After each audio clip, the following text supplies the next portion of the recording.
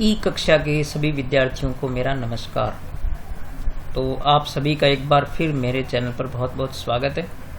तो आज हम 14.1 जो आपकी प्रश्नावली है सांख्यिकी की, उसके कुछ महत्वपूर्ण प्रश्नों को और करेंगे। जैसे उसमें कुछ संभावित प्रश्न और बन सकते हैं जो असारणीकृत होते हैं या फिर अवर्गीकृत होते हैं, ऐसे कुछ प्रश्नों को और एक दो और प्रश्नों को मैं आपको करके बताता हूँ। चलते हैं प्रश्नों पर। तो बच्चों, यहाँ पर आप एक प्रश्न देख रहे हो जिसमें कि यदि एक कक्षा के गणित विषय में 10 छात्रों के प्राप्तांक, तो यहाँ पर छात्रों की संख्या आपके पास कितनी है? 10 है। 10 छात्रों के जो प्राप्तांक यहाँ पर दे रखे हैं 52, 75, 40, इस प्रकार से ये यहाँ तक, इनका समांतर माध्य ज्ञात करना है। तो समांतर माध्य और माध्य एक ही चीज होती है। तो आप यहाँ पर इस प्रश्न को देख रहे हो, ये प्रश्न है अवर्गीकृत और असारणीकृत, यानी इसमें कोई सारणी नहीं बनी है। तो जिन प्रश्नों में सारणी नहीं बनी होती है, तो असारणीकृत आंकड़ों का माध्य ज्ञात करने का जो तरीका है उसमें सबसे पहले क्या किया जाता है, तो मैं आपको बताता हूँ। यहाँ से आप गौर से समझिए। सबसे पहले क्या करना होता है, आंकड़ों का योग ज्ञात करना है आपको, ठीक है। तो सबसे पहले आप लिखेंगे आंकड़ों का योग। तो जो आपको आंकड़े दे रखे हैं, आंकड़ों का योग, तो आंकड़ों का योग जो है उसको एक संकेत से दर्शाते हैं। तो क्योंकि आंकड़े जो है x होते हैं, तो उसके आगे क्या लगा देते हैं हम? सिग्मा। तो ये हो गया आंकड़ों का योग। तो आंकड़ों का योग जब ज्ञात करते समय आप चाहें तो इनको ऊर्ध्वाधर सारणी में लिख सकते हैं, जैसे मैं यहाँ पर लिख देता हूँ, या आप क्षैतिज लिखकर भी इनको जोड़ सकते हैं, जैसे 52 प्लस 75। ऐसे मैं सारे आंकड़ों को लिख लेता हूँ, plus 40 plus 70 plus 43 plus 40 plus 65 plus 35 plus 48 और प्लस 52। तो इस प्रकार से आप सभी आंकड़ों को क्या करें, प्लस में लिख करके और इनको अलग कॉपी पर लिख करके इनको जोड़ लें। तो इनका योग कर लेते हैं अपने पहले। तो इनका योग करता हूं मैं। तो इन आंकड़ों का जो योग है वो आ गया 520। आप सावधानी से जोड़ कर लें।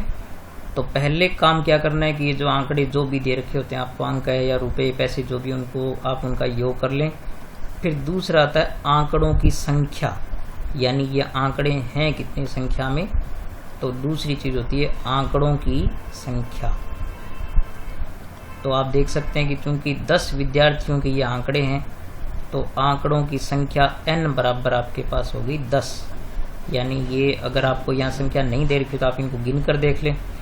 और फिर जो इनका माध्य ज्ञात करने का बिल्कुल एक सीधा सा सूत्र होता है। उसमें आप याद रखें कि जब असारणीकृत आंकड़े हों तो उनका माध्य ज्ञात करने का ये सूत्र होता है सीधा सा, आंकड़ों का योग बटे आंकड़ों की संख्या। तो आप क्या करें, इसमें 520 जो आया आपका योग, इसमें आप 10 का भाग लगा दें। तो आप देख सकते हैं कि एक 0 से 0 कैंसिल हो गया, तो ये आ गया आपके पास 52। और चूंकि ये अंक थे, ये जो यहाँ पर प्राप्तांक है ना, तो ये 52, इसकी इकाई क्या होगी?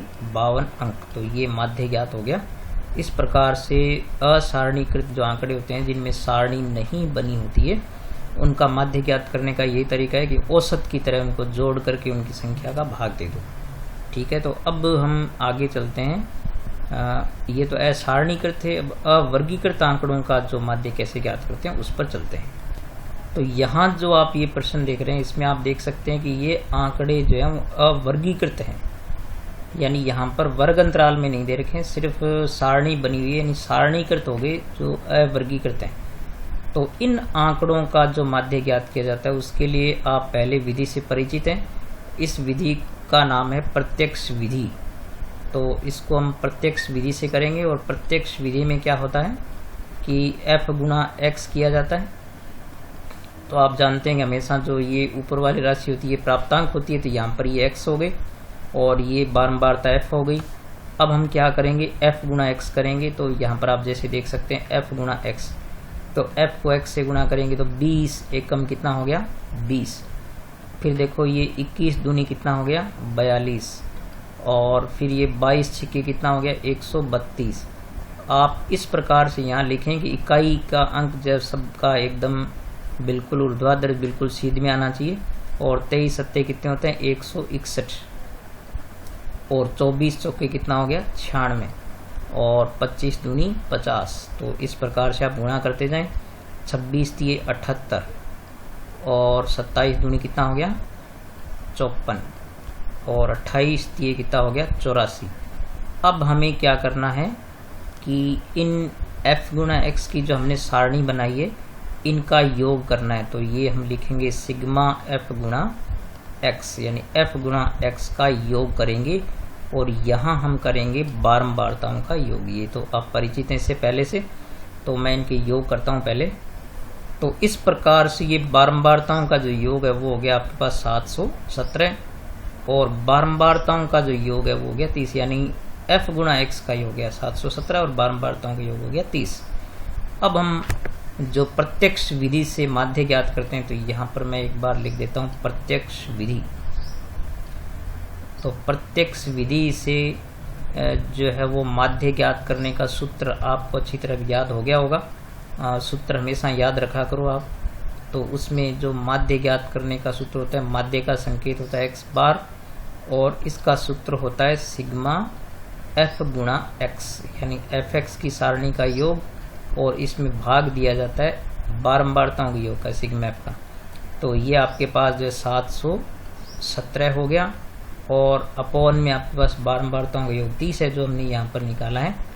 अब हम जब भाग देंगे 717 में 30 का तो ये आएगा आपके पास 23.9।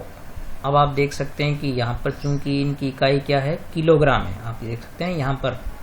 तो इस प्रकार से इसका उत्तर आ गया 23.9 किलोग्राम। तो इसका जो माध्य है या समांतर माध्य एक ही चीज़ होती है, तो माध्य कितना हो गया 23.9। तो इस प्रकार से अवर्गीकृत आंकड़ों का हमेशा आप याद रखें, परीक्षा में ऐसे छोटे प्रश्न पूछे जा सकते हैं कि जब अवर्गीकृत आंकड़े हों उनका माध्य ज्ञात करने का ये तरीका है। ठीक है, अब हम चलते हैं कुछ 14.1 जो आपकी है उसके कुछ 2-1 सवाल और अपने करके देखेंगे।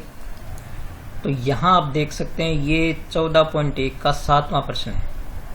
तो यहाँ पर आपको जो दे रखा है कि SO2 की सांद्रता के ये आंकड़े दे रखे हैं और यहाँ पर ये बारंबारता दे रखी है।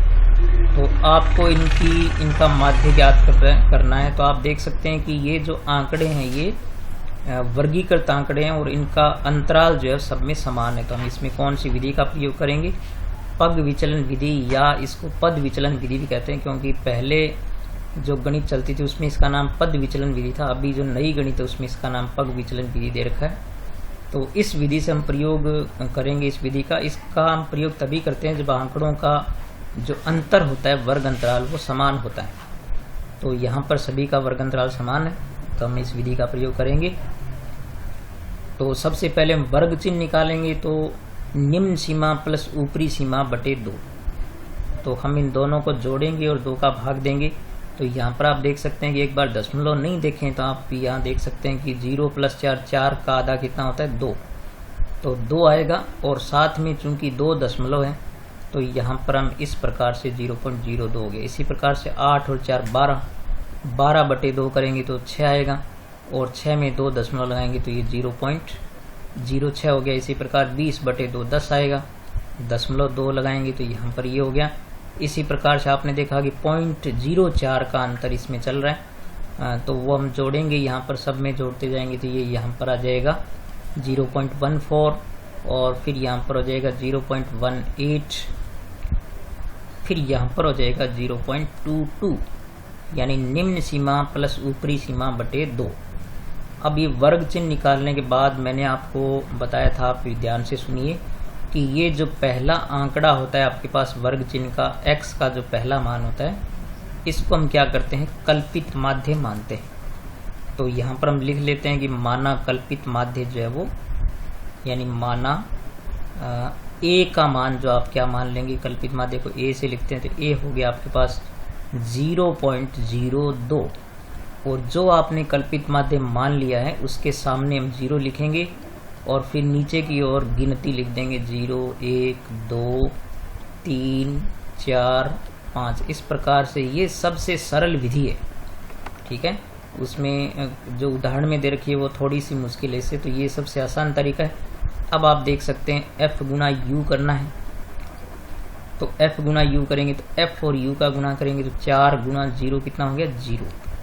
फिर आप देख सकते हैं 9 एकम 9 और फिर 9 दूनी 18, तो इस प्रकार आप इनका गुना कर लें। 3 दूनी 6 और 4 चौके 16 और फिर आ गया 5 दूनी 10। अब आपको क्या करना है, इस एफ यू के कॉलम का योग करना है, तो सिग्मा एफ गुना यू करेंगे, यानी इनका योग कर लेंगे और फिर हम करेंगे, आप जानते हैं हमेशा बारंबारताओं का योग करना होता है, तो वो बारंबारताओं का योग हम यहाँ कर लेंगे। देखो 9 और 4 13 और 9 22 और 2 24 और 6 कितना हो गया 30 आ गया इनका योग।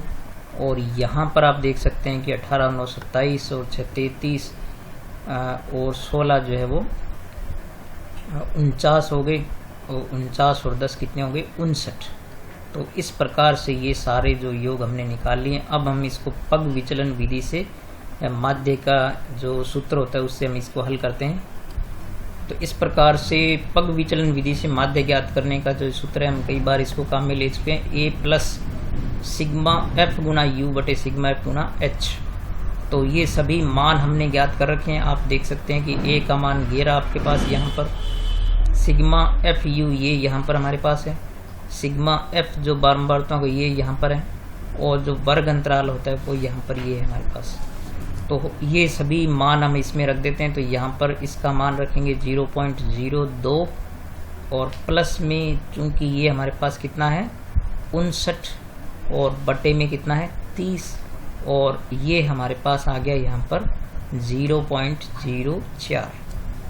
अब हम क्या करेंगे, पहले जो है वो हम गुणा करेंगे, 59 में 30 का भाग देंगे। तो आप थोड़ा इसको सरल करना ध्यान से सीखिए।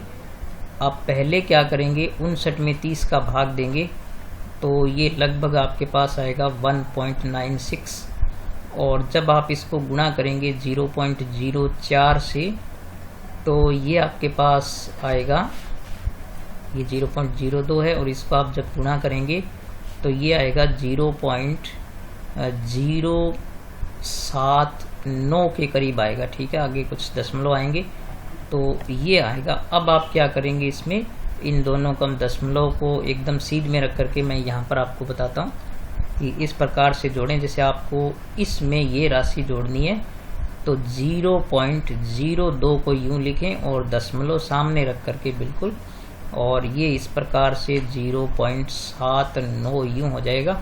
तो ये आपके पास आ गया 9 और ये 9, तो 0.099 ये आंसर आ गया आपके पास 0.099, और ये सांद्रता इसकी जो है वो लगभग जो है वो, चूंकि यहाँ पर दे रखा है भाग प्रति मिलियन जो दे रखा है, तो पार्टिकल पर मिलियन हो जाएगा, तो ppm में इसका आंसर हो गया, यानी पार्टिकल्स पर मिलियन में हो गया इसका आंसर। तो इस प्रकार से हम पग विचलन विधि से माध्य ज्ञात कर सकते हैं। तो एक प्रश्न मैंने आपकी प्रैक्टिस के लिए आपको फिर करके बताया, एक प्रश्न हम जो है वो उसको कल्पित माध्य विधि से और हल करते हैं। तो चलते हैं एक और प्रश्न पर। तो यहाँ जो ये 14.1 का आप देख रहे हैं 8वां सवाल, तो इसमें इन आंकड़ों का माध्य ज्ञात करना है। तो इनको मैंने यहाँ सारणी में रख लिया है। तो आप यहाँ से देखेंगे कि 0 से 6 यानी यहाँ अंतर हो गया 6 का, यहाँ 6 से 10 यानी अंतर हो गया 4 का, यहाँ भी 4 का, यहाँ पर 6 का, यहाँ पर 8 का। तो आप देख सकते हैं कि आंकड़ों का जो अंतर है वो समान नहीं है वर्ग अंतराल में। तो ऐसी स्थिति में कल्पित माध्य विधि का प्रयोग किया जाता है। जब आंकड़ों का अंतर समान होता है तो पद विचलन विधि होती है। तो यहाँ पर क्या है कि अब हम प्रयोग में लेंगे कल्पित माध्य विधि, जिसके लिए पहले हमें वर्ग चिन्ह निकालना है x। तो इन दोनों को जोड़ेंगे, 2 का भाग देंगे तो 0 + 6 6 बटे 2 कितना आ गया 3। फिर ये 10 और 6 16 बटे 2 कितना हो गया 8। फिर आप देखेंगे 24 बटे 2 कितना हो गया 12, और फिर आप देख सकते हैं 34 बटे 2 हो गया 17, और फिर आप देख सकते हैं कि यहाँ पर ये हो गया आपके पास 48 का आधा कितना हो गया 24, और फिर आप देखेंगे ये 28 + 38 जो हो गया 68, तो इसका आधा हो जाएगा 34। और यहाँ पर ये 78 का आधा जो हो जाएगा 39। तो इस प्रकार से आप देख सकते हैं कि यहाँ पर जो है वो ये मध्य मान इनका निकाल लिया। अब हमें क्या करना है, यहाँ पर डी के मान प्राप्त करने हैं। तो इसके लिए सबसे पहले क्या किया जाता है, ये जो सबसे पहला एक्स का मान होता है इसको हम क्या मान लेते हैं, ए मानते हैं। तो जो कल्पित माध्य होता है जिसको हम ए के नाम से देखते हैं, तो ये 3 हो गया आपके पास। अब आपको क्या करना है, इस 3 को इन सभी में से बारी बारी से घटाना है, x माइनस ए करना है। तो 3 में से 3 गया 0 आएगा, 8 में से 3 गया 5 आएगा, और 12 में से 3 गया 9 आएगा, और 17 में से 3 गया आपके पास 14 हो गया, और 24 में से 3 गया 21 हो गया, और फिर जो 34 में से 3 गया 31 हो गया, और 39 में से 3 जाएंगे तो आपके पास 36 बचेंगे। अब हम क्या करेंगे, f गुना d। तो यहाँ पर आप देख सकते हैं कि ये f है और ये d है, तो इनको गुना करेंगे, यानी 11 को 0 से गुना करेंगे तो 11 0 0, और फिर 10 पंजे कितना हो गया 50। आप इनको सही तरीके से लिखें ताकि जोड़ने में आसानी रहे। फिर 9 सत्ते कितना हो गया 63, और 14 चौके कितना हो गया 56, और फिर आप देख सकते हैं कि 21 चौके कितना हो गया 84, और 31 दिए कितना हो गया 93, और 36 एकम कितना हो गया 36 हो गया। अब हमें क्या करना है, इनका योग करना है। तो पहले हम एफ डी के कॉलम का योग करेंगे, सिग्मा एफ गुना डी करेंगे, इसका योग निकालेंगे, और फिर हम हमेशा क्या करते हैं, बारंबारताओं का योग निकालते हैं। तो वो बारंबारताओं का योग यहाँ पर हमें, चूंकि वैसे तो यहाँ दे रखा है, ये देखिए यहाँ पर कि 40 विद्यार्थी है, तो इन सब का विद्यार्थियों की संख्या कितनी हो गई 40 हो गई, तो बारंबारताओं का योग हो गया 40। अब हमें एफ डी का योग करना है, तो ये योग करते हैं पहले। तो यहाँ जो इनका योग आएगा वो आएगा 379, ठीक है, और बारंबारताओं का योग 40 है। यहाँ पर ये थोड़ा करेक्शन करना, यहाँ पर पहले मैंने 34 लिख दिया था, तो 33 आएगा, 33 में से 30 गया 3, और 30 आ गया, और 30 दिए कितना हो गया 90। तो ये इनका योग हो गया। अब कल्पित माध्य विधि से जो योग निकालने का तरीका, माध्य निकालने का तरीका होता है, वो आप सूत्र अच्छी तरह आपको याद हो गया होगा। तो माध्य जो है वो होता है ए प्लस सिग्मा एफ गुना डी, और अपॉन में सीधा क्या होता है एफ होता है।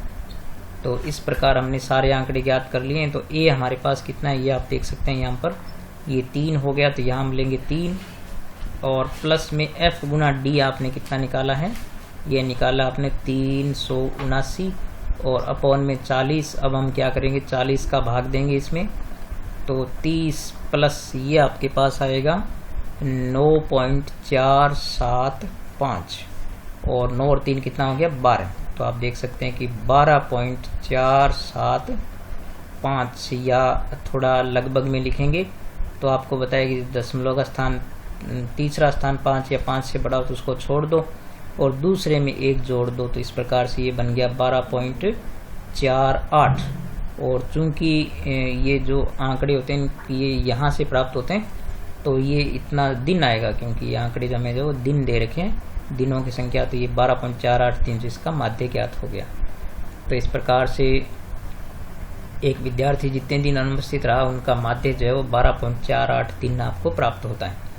तो इस प्रकार से आज की वीडियो में मैंने आपको असारणीकृत, अवर्गीकृत कल्पित माध्य से माध्य विधि और फिर पद विचलन विधि से, यानी एक प्रकार से सारे प्रश्नों को मैंने जो है वो आपको दोबारा रिपीट कर दिया है।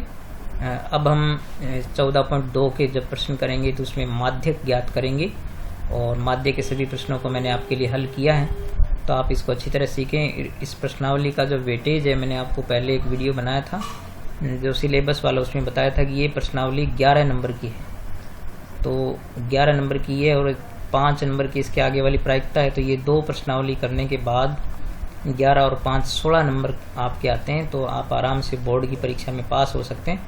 तो जो विद्यार्थी अपने आप को थोड़े से गणित में जो है वो कमज़ोर पाते हैं, वो आसानी से जो है वो इसको 2 प्रश्नावली करने से भी गणित में अपने आप को सुरक्षित महसूस कर सकते हैं। तो ठीक है, यदि आपने अभी तक मेरा वीडियो लाइक नहीं किया तो तुरंत लाइक कीजिए, और कमेंट ज़रूर किया करें और लगातार वीडियो देखते रहें मेरे, और आप घर बैठे गणित की जो पढ़ाई है मेरी जो चैनल है इसके द्वारा आप एज ए ट्यूशन काम में लें इसको। पूरे वीडियो को गौर से सुना करें, आप वीडियो स्किप नहीं किया करें, क्योंकि मैं जब मेरे चैनल के एनालिटिक्स देखता हूं तो वीडियो जो है वो उसकी एवरेज बहुत कम आती है। इसका मतलब आप जो है वो स्किप करके वीडियो को देखते हैं। केवल सवाल को कॉपी या रजिस्टर में नोट करने से नहीं होता है, उसको आप पूरी विधि को समझा करें कि किस प्रकार से हल किया जा रहा है, उसको सीखें आप। ठीक है, तो मिलेंगे नेक्स्ट वीडियो में, तब तक नमस्कार।